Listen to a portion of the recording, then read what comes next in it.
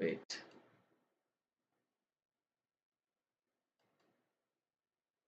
तो यहाँ पे आपको इस तरह का फीचर इसमें देखने को मिलता है। जैसे अगर मान लीजिए आपने क्यू बनाया है और इसको भी अगर मैं एरे की तरह बताऊं, तो इसमें भी अगर हम एरे की तरह एलिमेंट्स स्टोर कर रहे हैं, ये suppose 2 1 3 4 5 some datas are present in this queue. So यहाँ हमारा क्या होगा कि आपका अगर इंसर्शन होता है तो वो एक एंड से होता है और डिलीशन एक एंड से होता है। तो जहाँ से डिलीशन होता है उसको हम कहते हैं फ्रंट, और जहाँ से इंसर्शन होता है उसको कहते हैं रियर। ठीक है, और यहाँ पे जो इंसर्शन होता है उसको हम कहते हैं एन क्यू, और जो डिलीशन होता है उसको हम कहते हैं डी क्यू। ठीक है, तो ये मेन ऑपरेशंस हमारे data structure Q data structure में होते हैं। ठीक है,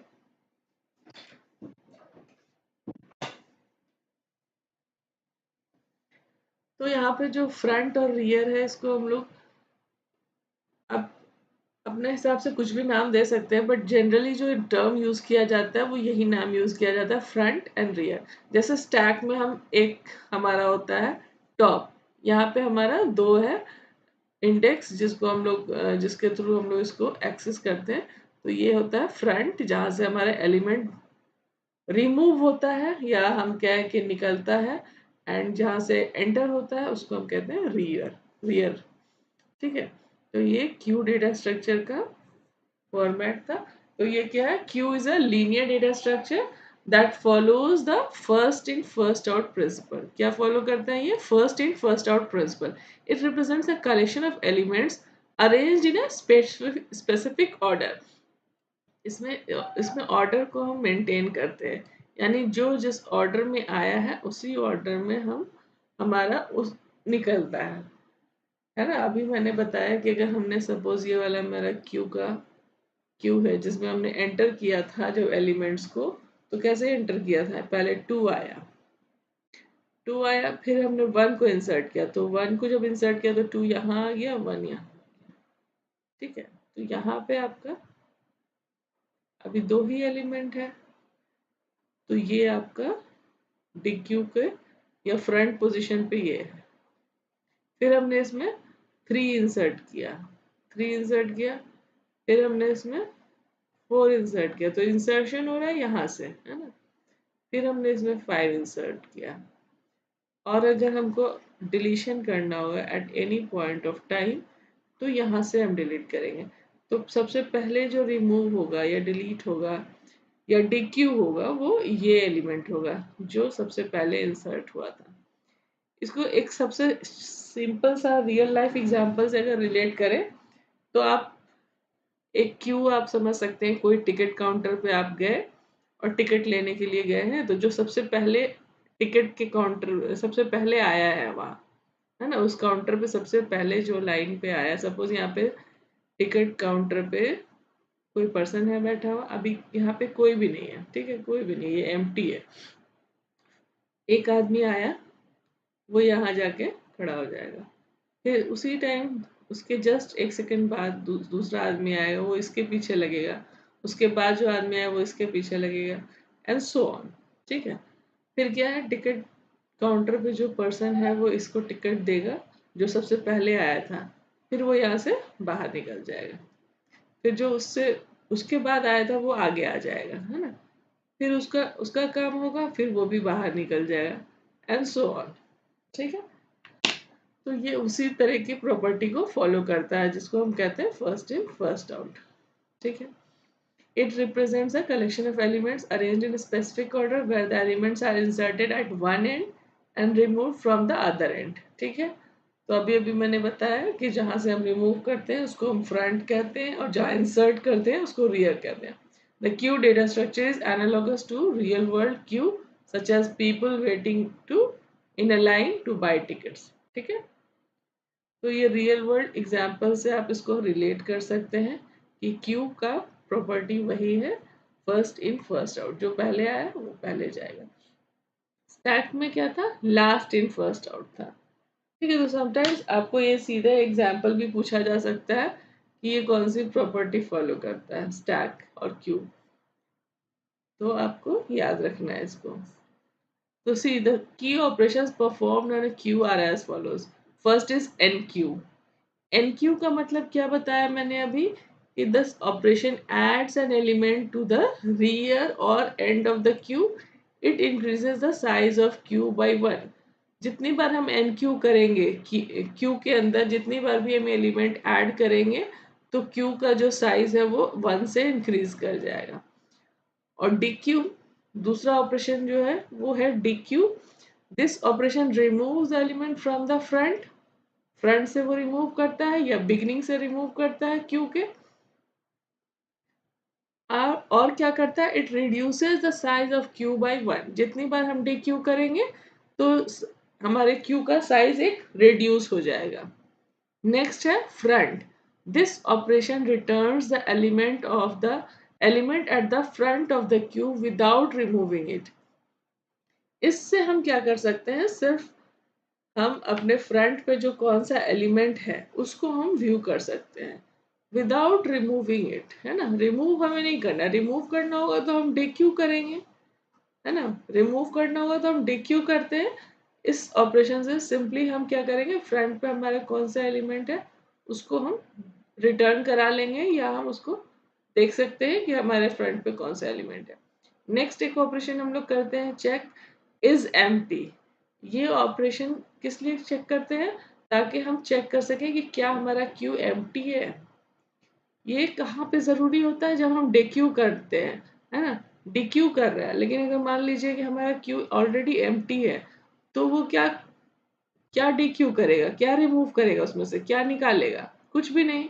तो वो उसको चेक कर ले पहले ही कि क्या क्यू एम्प्टी है। क्यू अगर एम्प्टी है तो हम कहेंगे कि हमारे क्यू में कुछ भी नहीं है, इसलिए it can not return anything. It returns a Boolean value indicating whether the Q is not empty और नॉट। तो ये एक फंक्शन हम लोग इसका यूज करते हैं, जो कि ये चेक करने के लिए करते हैं कि आपका क्यू एम्प्टी है या नहीं है। तो अगर उसमें एक भी एलिमेंट प्रेजेंट है तो it will return that it is not empty. And Q में अगर एक भी एलिमेंट नहीं होगा तो it will say that it is empty. तो इसके लिए हम एक बुलियन वैल्यू ले लेंगे, 0 और 1 जो रिटर्न करेगा, या -1 कर सकते हैं नॉट के लिए। एंड अगर आपका प्रेजेंट है तो आप उसको पॉजिटिव वैल्यू ले सकते हैं। नेक्स्ट ऑपरेशन है जो size. This operation returns the number of elements currently present in the Q. तो साइज से आपको क्या पता चलेगा कि आपके क्यू में कितने एलिमेंट प्रेजेंट हैं। This function will tell you about that. ठीक है, प्रेजेंटली आपके करेंटली आप कितने एलिमेंट्स क्यू में प्रेजेंट है, it will tell that. So the queue follows a strict ordering where the element that has been in the queue the longest is at the front। जो बहुत देर से आपके queue में present है, सबसे देर से प्रेजेंट है, वो फ्रंट पे होगा, ये बात तो तय है। And the element that has been enqueued most recently is at the rear, है ना। जो अभी अभी आया है वो कहाँ पे होगा, रियर पे होगा। और जो बहुत देर से आपके क्यू में है, सबसे देर से आपके क्यू में है अभी, वो कहाँ पे होगा, वो फ्रंट पे होगा। अभी जैसे हमने एक एग्जाम्पल देखा ऊपर, तो वहां पे क्या था, जब कोई आदमी नहीं था, मान लीजिए टिकट काउंटर पे ही, ये टिकट काउंटर है, यहाँ पे टिकट कटने के लिए लोग आते हैं, लेकिन अभी यहाँ पे कोई भी नहीं है। टिकट काउंटर वाला यहाँ पे अभी नहीं है जो टिकट देगा, ठीक है। तो यहाँ पे क्या है, अभी क्यू में कोई नहीं है, लेकिन एक एक करके लोग आना शुरू करते हैं, ठीक है। तो एक एक करके लोग आना शुरू करेंगे, तो यहाँ पे फर्स्ट टाइम आपका जो फ्रंट है, जब ये एम्प्टी होता है तो फ्रंट और रियर दोनों यही रहता है ना, दोनों यहीं पे रहता है। और यहाँ जो मैं आपको दिखा रही हूँ कि ये इतना बड़ा है, इसको एज्यूम कीजिए कि ये आपका क्या है,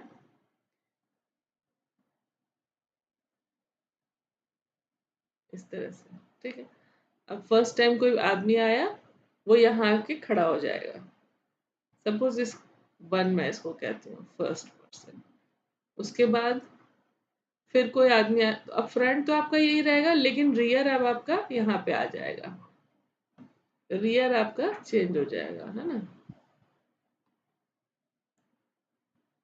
अब आपका रियर चेंज हो जाएगा और फिर जो नेक्स्ट पर्सन आएगा वो यहाँ आके खड़ा होगा। अभी ये फर्स्ट पर्सन है, इसमें क्यू में है, तो फ्रंट तो यही रहेगा, रियर यहाँ आएगा और यहाँ पे नेक्स्ट पर्सन इसके बाद आके लाइन में क्यू में लग जाएगा। क्यू में जैसे ये आएगा उसके बाद रियर आपका एक यहाँ से इंक्रीमेंट हो जाएगा और रियर अब इसको पॉइंट करने लगेगा और ये हट जाएगा, तो इसको मैं यहाँ से इरेज कर देती हूँ। ठीक है, फ्रंट आपका वही है क्योंकि अभी तक इसमें से कोई भी एलिमेंट बाहर नहीं निकला है, कोई भी पर्सन का भी काम नहीं हुआ है, दे ऑल आर वेटिंग। तो वेट जब कर रहा है तो ये फर्स्ट पर्सन जो है वो अभी भी क्यू के अंदर ही है, फ्रंट पे रहेगा क्योंकि वो सबसे पहले आया था। ठीक है, अब 2 आ चुका, अब थर्ड पर्सन जो आ रहा है उसका नाम सपोज 3 है, तो वो कहाँ पे एंटर होगा, आर रियर पे, तो यहाँ एंटर हो गया। ठीक है, तो अभी अभी कौन आया है, 3 आया है। सबसे पहले कौन आया था, सबसे पहले 1 आया था।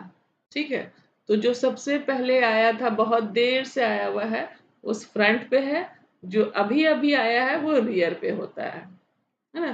तो यही ये कह रहा है कि where the element that has been in the queue the longest is at the front and the element that has been enqueued most recently, जो अभी अभी enqueue हुआ, जो अभी अभी अंदर आया है, वो कहाँ पे होगा, रियर पे होगा। अभी अभी अभी एंटर हुआ रियर पे, उसके बाद एंटर होने के बाद वो कहाँ जाएगा, आपका रियर फिर एक इंक्रीमेंट हो जाएगा। जैसे इस पे एंटर हो गया, अब रियर आपका इधर आ जाएगा। हाँ, और ये आपका हट जाएगा। उसके बाद नेक्स्ट अगर फिर कोई एलिमेंट आता है तो वो इस जगह पे फिर इंसर्ट होगा, है ना। मान लीजिए नेक्स्ट पर्सन जो इंसर्ट हो रहा है वो है 4, तो अब यहाँ पे 4 इंसर्ट होगा एंड सो ऑन। फिर रियर आपका यहाँ पे रियर अब इसको पॉइंट करने लगेगा और ये हट जाएगा। ठीक है, so queue can be implemented using various data structures such as arrays, linked list or built-in data structure like list in Python.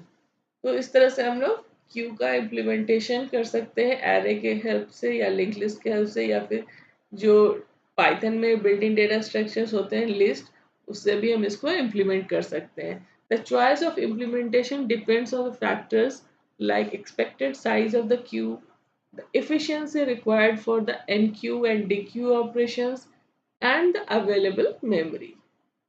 Okay, so queues are most commonly used in scenarios where the order of processing element is important. तो queues आपका वो scenario में बहुत important होता है जहाँ पे आपका ऑर्डर ऑफ प्रोसेसिंग बहुत इंपॉर्टेंट है। Order of processing, order of processing का मतलब है कि जो आया पहले उसको पहले काम को फिनिश करना है, उसके बाद जो आया उसको फिनिश करना, उसके बाद जो मतलब सेम ऑर्डर में। तो इस केस में हम लोग क्यूज का इस्तेमाल करते हैं। ठीक है, सच एज टास्क शेड्यूलिंग, या फिर आप प्रोसेस शेड्यूलिंग अगर जानते हो तो प्रोसेस शेड्यूलिंग में भी क्या होता है कि अगर हम first in first out follow करें तो उसमें हम लोग क्यू डेटा स्ट्रक्चर का यूज करते हैं। तो यहाँ पर सच एज टास्क शेड्यूलिंग या handling request in a web server या ब्रेथ फर्स्ट सर्च एल्गोरिथम का अगर आप देखेंगे तो उसमें भी हम लोग क्यू का यूज करते हैं। तो इसको भी हम लोग देखेंगे कि कहाँ पे हम लोग ब्रेथ फर्स्ट सर्च एल्गोरिथम में क्यू का इस्तेमाल करते हैं। हमें सारे नोड्स को जो किस ऑर्डर में हमने विजिट किया है, हाँ, वो सारे ऑर्डर्स को मेंटेन करने के लिए हम क्यूज का इस्तेमाल करते हैं। ठीक है, और कौन से उसके नोड के कौन सा नोड उसका एडजेसेंट है, ये सारी भी इंफॉर्मेशन स्टोर करने के लिए हम लोग क्यूज का यूज करते हैं।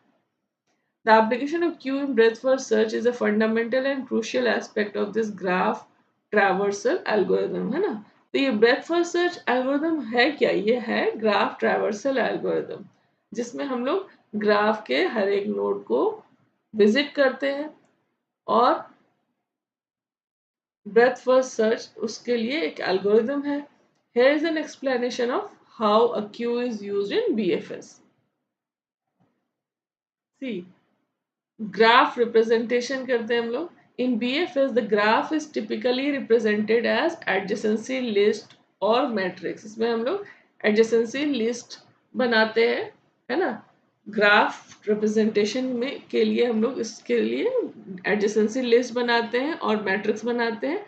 तो एडजेसेंसी लिस्ट या मैट्रिक्स क्या होता है? जिसमें हम लोग ये मेंटेन करते हैं कि कौन सा नोड किसके एडजेसेंट है. या आप अगर कोई ग्राफ है सिंपल, सपोज मान लीजिए आपका ग्राफ है, एक छोटा सा ग्राफ मैं यहाँ पे बना के दिखाती हूँ. ये 1 है, ये 2, नोड 2 है, नोड 3, इसका नाम अलग रखते हैं कुछ ABCD.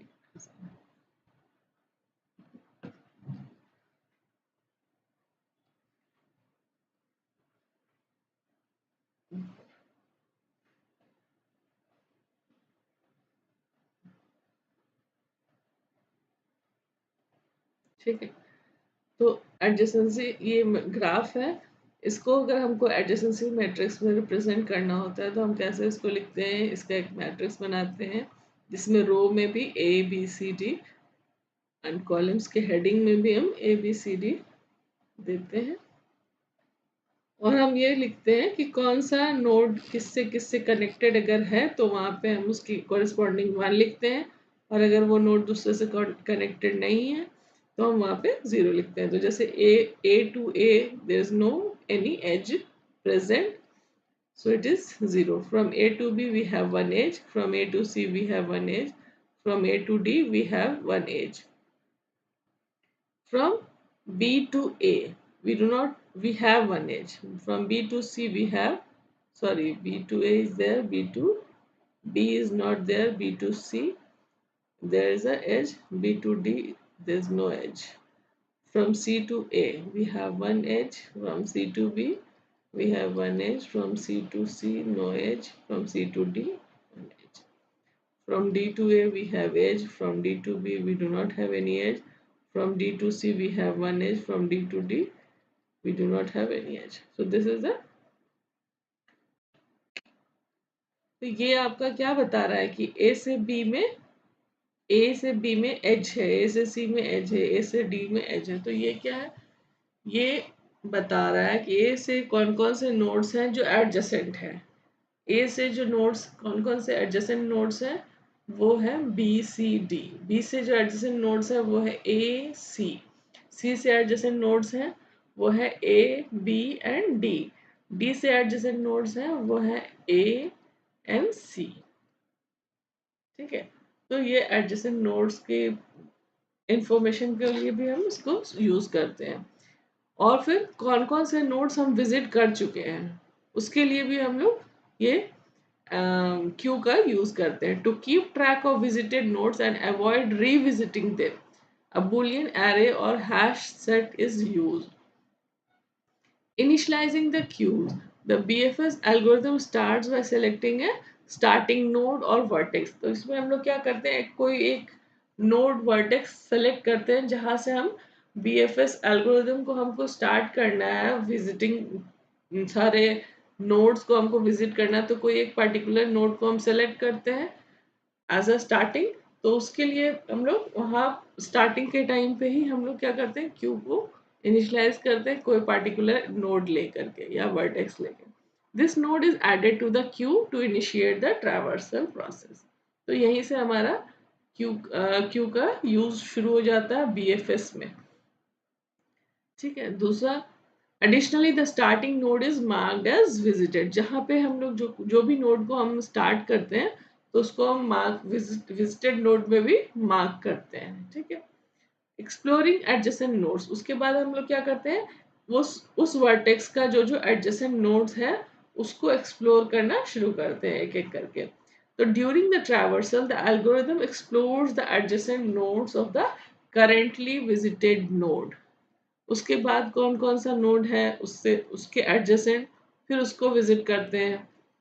It does so by dequeuing a node.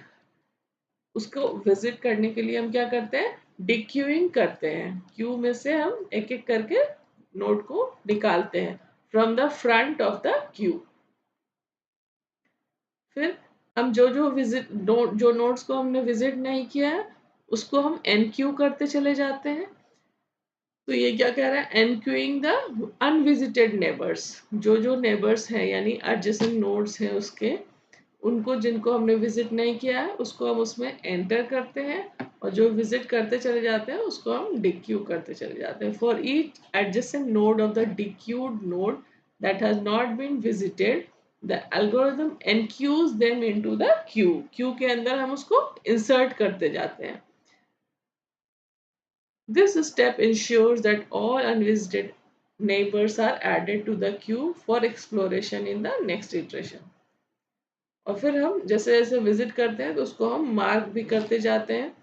Marking visited, तो वो अलग क्यू होता है जिसमें हम वो विजिट मार्क करते हैं। तो ये तो हम लोग का बीएफएस की बात हो गई। जो ये डिटेल में जब हम लोग बीएफएस पढ़ेंगे तो इसको फिर से हम लोग देखेंगे। तो अभी हम लोग क्यू को देखते हैं। क्यू का हम कोड देख लेते हैं, ठीक है। तो ये देखिए क्यू को पहले हमने डिफाइन कर लिया, उसके लिए स्ट्रक्चर। इसमें हमने एक एरे ले लिया आइटम्स नाम का, उसमें हमने एक मैक्स साइज डिफाइन कर लिया है, हैश डिफाइन मैक्स साइज 100। तो ये एरे 100 साइज का ले लिया हमने, और इसमें हमने दो इंडेक्स को ये ट्रैक करने के लिए फ्रंट और रियर हमने लिया है, दो वेरिएबल्स फ्रंट एंड रियर। अभी हमने बताया था फ्रंट से हमको क्या करना है, डिक्यू करते हैं, और रियर पे हम इनक्यू करते हैं। तो ये आपका, और स्ट्रक्ट का नाम हमने क्यू रखा। अब उसके बाद हमने क्या किया, एक फंक्शन बनाया है इनिशियलाइज क्यू, क्यू को इनिशियलाइज करने के लिए। और यहाँ पे हमने क्या किया, फर्स्ट टाइम जब हम क्यू को इनिशियलाइज कर रहे हैं तो queue arrow front equal to -1 and queue arrow rear equal to -1। ठीक है, तो इससे हमने क्या किया कि इनिशियलाइज कर लिया क्यू को। अभी हमारे क्यू में कोई भी एलिमेंट नहीं है, इसलिए हमने उसको दोनों को -1 कर लिया है। ठीक है,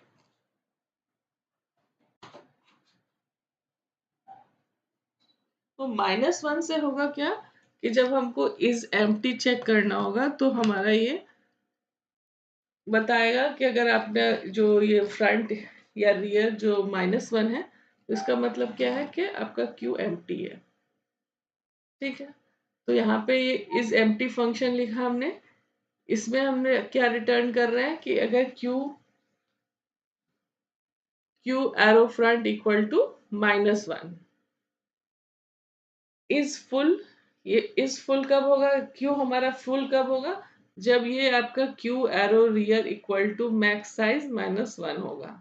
क्योंकि मैक्स साइज हमने 100 दिया है, और हमारा जो इंडेक्सिंग है वो कहाँ से, 0 से मैक्स साइज -1 तक होगा। तो ये आपका क्यू एरो रियर अगर मैक्स साइज -1 होगा तो हम कहेंगे कि हमारा ये जो है फुल है। ठीक है, तो ये रिटर्न करेगा। यहाँ पे देखिए ये जो फंक्शन है इज एम्प्टी, ये क्या कर रहा है, return queue front equal to -1। अगर ये क्यू फ्रंट का -1 के बराबर है तो आपका ये बताएगा कि आपका ये ट्रू है या फॉल्स है। तो अगर ये ट्रू है तो ये एम्प्टी है, यहाँ पे बताएगा। और अगर ये फॉल्स है तो इसका मतलब है कि ये एम्प्टी नहीं है, उसमें कुछ एलिमेंट्स हैं। तो ये इज एम्प्टी और इज फुल हो गया। दूसरा मेन जो हमारा फंक्शन है क्यू में एनक्यू, एनक्यू से हम क्या करते हैं, वैल्यूज इंसर्ट करते हैं। तो इसमें हम एक वैल्यू पास कर रहे हैं। उसके बाद सबसे पहले जब हम एनक्यू करेंगे तो एनक्यू में हमको सबसे पहले एक फंक्शन चेक करना क्या होगा कि हमारा क्यू एम्प्टी तो नहीं है। ठीक है, क्यू एम्प्टी तो नहीं है, तो इसके लिए ये वाला फंक्शन है इज फुल। अभी अभी हमने देखा है इसके ऊपर इज फुल क्यू। तो अगर ये ट्रू होगा तो ये बता देगा कि क्यू इज फुल और बाहर आ जाएगा। ठीक है, सिंपली। अदरवाइज ये क्या करेगा, इफ इज एम्प्टी, अगर एम्प्टी है तो queue arrow front equal to 0 हो जाएगा, हमारा जो फ्रंट का वैल्यू है वो क्या होगा, 0 हो जाएगा। और queue arrow rear plus plus, और रियर को ये एक इंक्रीमेंट कर देगा और क्या करेगा, queue arrow items is equal to queue rear equal to value, यहाँ पे हम वैल्यू इंसर्ट कर देंगे। Queue queue items queue arrow rear, तो यहाँ पे जो ये इसके पहले जो लाइन लिखा है Q arrow rear plus plus, इससे क्या होगा, रियर की वैल्यू इंक्रीमेंट हो जाएगी। क्योंकि आप याद कीजिए अभी ऊपर हमने बताया है कि रियर को हम लोगों ने इनिशियलाइज के टाइम पे -1 करते हैं। ठीक है, तो वो प्लस प्लस करने से अब क्या है, रियर 0 हो जाएगा और फिर जो भी उसकी पहले वैल्यू थी वो इंक्रीमेंट हो जाएगी। अभी अगर इनिशियली हमारा क्यू तो एम्प्टी था तो -1 थी तो 0 हो जाएगी। फिर नेक्स्ट टाइम अगर हम इन क्यू करेंगे तो फिर वो +1 हो जाएगी और इसी तरह से बढ़ती जाएगी। फिर क्यू एरो आइटम्स, और कौन से पोजीशन पे, आइटम्स क्या है, आइटम्स हमारा एरे का नाम है और उसका इंडेक्स हम क्या ले रहे हैं, queue arrow rear equal to value, तो वहां पे हम वैल्यू स्टोर कर देंगे। अब नेक्स्ट है फंक्शन डिक्यू का। डिक्यू क्या कर रहा है, हमको क्यू पे जो भी आपका फ्रंट पे होगा उसको हमको डिक्यू करना है। ठीक है, और साथ में हम वो वैल्यू भी रिटर्न कर ले रहे हैं जो वैल्यू हम इसमें से डिक्यू कर रहे हैं। तो डिक्यू हम कहाँ पे से करते हैं, फ्रंट पे डिक्यू करते हैं, है ना। तो यहाँ पे देखिए वो एक यहाँ पे टेम्पररी वेरिएबल ले लिए वैल्यू नाम का, जिसको हम रिटर्न करेंगे। इंटीजर टाइप का हमारा रिटर्न टाइप है। अब यहाँ देखिए सबसे पहले हम क्या कर रहे हैं, फंक्शन चेक कर रहे हैं कि क्या आपका क्यू एम्प्टी तो नहीं है ऑलरेडी। क्योंकि हम डिक्यू कर रहे हैं तो हमें चेक करना होगा कि कहीं हमारा एम्प्टी क्यू एम्प्टी तो नहीं है। अगर एम्प्टी होगा तो क्या करेंगे, सिंपली हम बताएंगे कि हमारा क्यू एम्प्टी है और बाहर आ जाएगी। अदरवाइज वो जो वैल्यू फ्रंट पे है उसको हम, चूंकि हमको वैल्यू भी दिखाना है कि क्या वैल्यू आपका आपने डिक्यू किया, तो उसको हम इस वेरिएबल में स्टोर कर रहे हैं। Value equal to queue arrow items, किस जगह पे, क्यू एरो फ्रंट पे। ये इसका क्या है, ये इंडेक्स है क्यू एरो फ्रंट। ठीक है, तो ये वाला वैल्यू जो भी फ्रंट पे होगा वो हम वैल्यू नाम के वेरिएबल में स्टोर कर ले रहे हैं। उसके बाद queue arrow front equal to queue arrow rear, अगर आपका ये दोनों बराबर है तो हम क्या करेंगे, क्यू को इनिशियलाइज कर लेंगे, क्यू को इनिशियलाइज कर लेंगे। ठीक है, else Q arrow front plus plus, तो अगर नहीं है तो क्या करेंगे, हम क्यू एरो फ्रंट को हम इंक्रीमेंट कर लेंगे, जो भी फ्रंट है उसको हम बढ़ा देंगे। क्यों, क्योंकि हमारा जो एलिमेंट है पहले जहाँ पे फ्रंट था उसको हम, क्योंकि हमने उसमें से एक रिमूव कर लिया तो अब हमको क्या करना है, फ्रंट को इंक्रीमेंट कर देना है और फिर रिटर्न हम वैल्यू को रिटर्न कर देंगे। ठीक है, तो अब इसको हम लोग देखते हैं मेन फंक्शन में हम लोग क्या कर रहे हैं।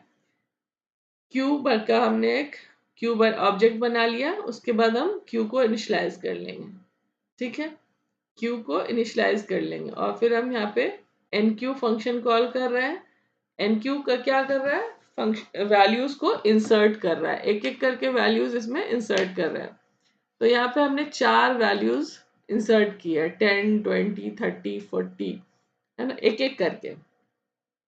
तो यहाँ देखिए ध्यान से, हमने एक पहली बार में जो इंसर्ट किया 10, उसके बाद हम इंसर्ट कर रहे हैं 20, उसके बाद इंसर्ट कर रहे हैं 30, उसके बाद इंसर्ट कर रहे हैं 40।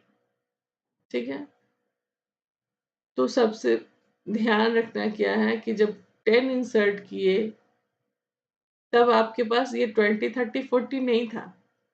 ठीक है, फिर 20 इंसर्ट किए तो पहले से 10 था हमारे पास। फिर जब 30 इंसर्ट किए तो पहले से 10 एंड 20 था। फिर हमने 40 इंसर्ट किया तो पहले से 10 20 30 उसके बाद 40 आया। तो यहाँ पे हम क्या देख रहे हैं कि 10 बहुत देर से 10 आया हुआ है, ठीक है, उसके बाद 20 आया था, उसके बाद 30 आया था। तो अगर हम डिक्यू करेंगे, अगर एक बार डिक्यू करेंगे तो सबसे पहले क्या निकलेगा, 10 निकलेगा। दोबारा डिक्यू करेंगे तो 20 निकलेगा। फिर और डिक्यू करेंगे तो 30 निकलेगा।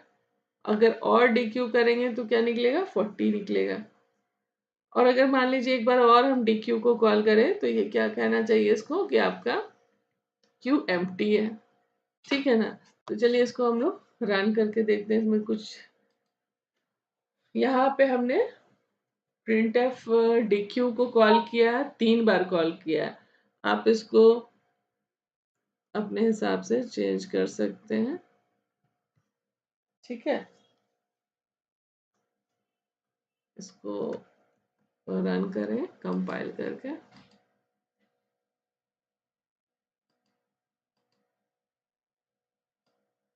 तो सपोज यहाँ पे हमने क्या किया है, एनक्यू करने के बाद हम डिक्यू कर रहे हैं, तो print f dequeued %d dequeue एम्बरसन क्यू। तो हमने क्या एलिमेंट यहाँ से डिक्यू किया, जो फ्रंट पे था वो डिक्यू हो जाएगा 10। उसके बाद अगर हम एक और डिक्यू करें और उसके बाद इसको रन करते हैं,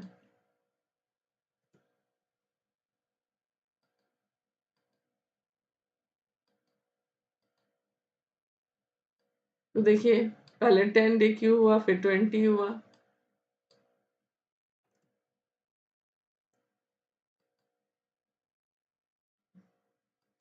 एक और डिक्यू करते हैं,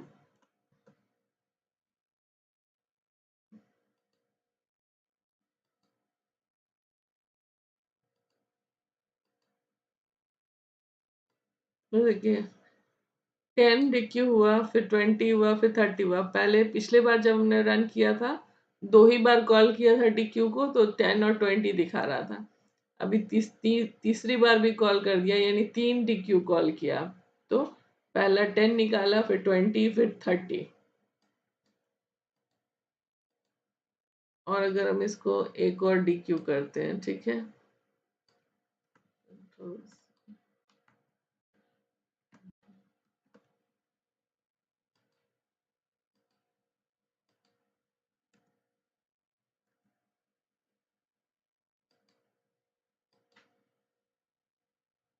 ठीक है, अब इसको हम रन करते हैं। तो देखिए सबसे पहले जो इंसर्ट हुआ था 10, वो डिक्यू हुआ, फिर 20 डिक्यू हुआ, फिर 30 डिक्यू हुआ, फिर 40 डिक्यू हुआ, ठीक है। और अगर हम इसको एक और डिक्यू कर दें,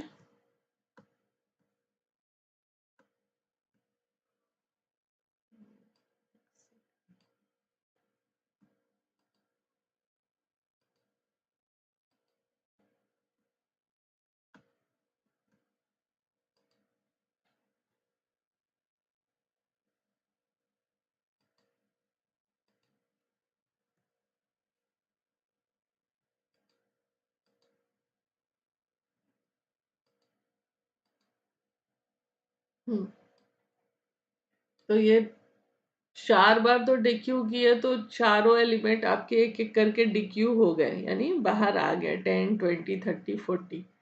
लेकिन उसके बाद फिर हमने एक बार और डिक्यू कॉल किया, तो ये क्या बता रहा है, एरर क्यू इज एम्प्टी, है ना। और अब क्या क्या डिक्यू होगा, कुछ नहीं, क्योंकि वो वहां पे एम्प्टी है। तो ये -1 दे दे रहा है। -1 से आपको समझना है कि आपका वो एरर है और क्यू में कुछ भी नहीं है, तो वो कुछ भी रिटर्न नहीं करेगा, वो बता रहा है -1 है। This is just to show or indicate that your queue is empty. तो इस तरह से हम लोग क्यू का प्रोग्राम को एरे के थ्रू इम्प्लीमेंट कर सकते हैं, यानी जो पहले एलिमेंट आया है उसको ही हम लोग डिक्यू करेंगे, और जो सबसे लास्ट में आया है उसको वो सबसे लास्ट में जाएगा, ठीक है। तो इस तरह से हम लोग इसको लिंक लिस्ट के हेल्प से भी कर सकते हैं। ओके,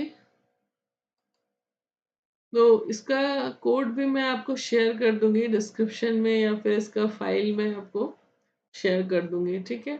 और बाकी भी जो मैंने लास्ट आपको जितने भी प्रोग्राम्स कराए हैं अभी तक, डेटा स्ट्रक्चर की क्लास जब शुरू हुई है तब से, तब सारे प्रोग्राम्स को मैं शेयर कर दूंगी ताकि आप लोग खुद से भी करके उसको देख सकें। ठीक है, तो आज यहीं तक रखते हैं। Thank you, thanks for watching, take care, आप लोग अपना ध्यान रखिए। Okay, bye.